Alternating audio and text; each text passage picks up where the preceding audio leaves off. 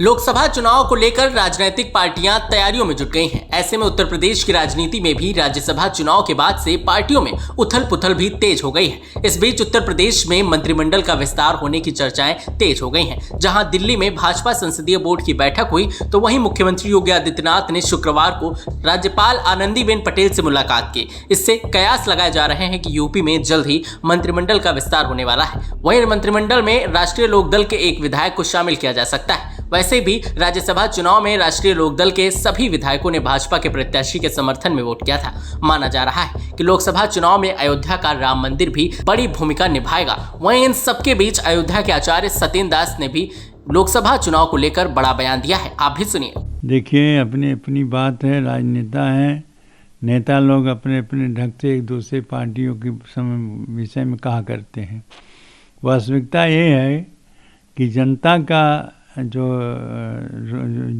रुझान होगा, जनता की जो प्रसन्न जो होंगे, जो पार्टी उसी को जो वोट देगी उसी को विजय मिलेगी।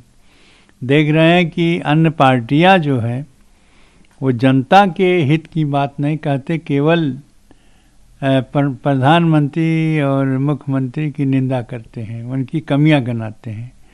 लेकिन भाजपा एक ऐसी पार्टी है जो जनता हित के लिए काम करती है। तो जो जनता के हित के लिए काम करती है उसी को समर्थन मिलेगा और उसी को वोट मिलेगा और उसी को विजय मिलेगी। इसलिए भाजपा सरकार पुनः ये मुख्यमंत्री के रूप में, वो प्रधानमंत्री के रूप में, इनके चुनाव तो हो चुका है। अब जो 24 में केंद्र सरकार की चुनाव होना है, तो उसमें प्रधानमंत्री पुनः यह बनेंगे प्रधानमंत्री और निश्चित है विजय यह भाजपा को मिलेगी, क्योंकि इनके ऊपर यह केवल मानो कि तो जो जनता है उसका सुझाव ही है, उनका रुझान है इधर। दूसरे भगवान राम की, भगवान कृष्ण की, भगवान शिव की, ये हमारे जो 3 देवताएं हैं, इनकी कृपा भी इस पार्टी के ऊपर पूर्णतया है।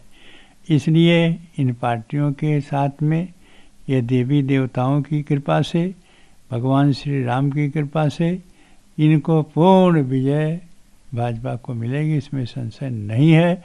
क्योंकि ये जनता के हित की बात कर रहे हैं, सर्वजन सुखाय सर्वजन हिताय, सबके साथ सबके विकास, ये लेकर के चलती हैं।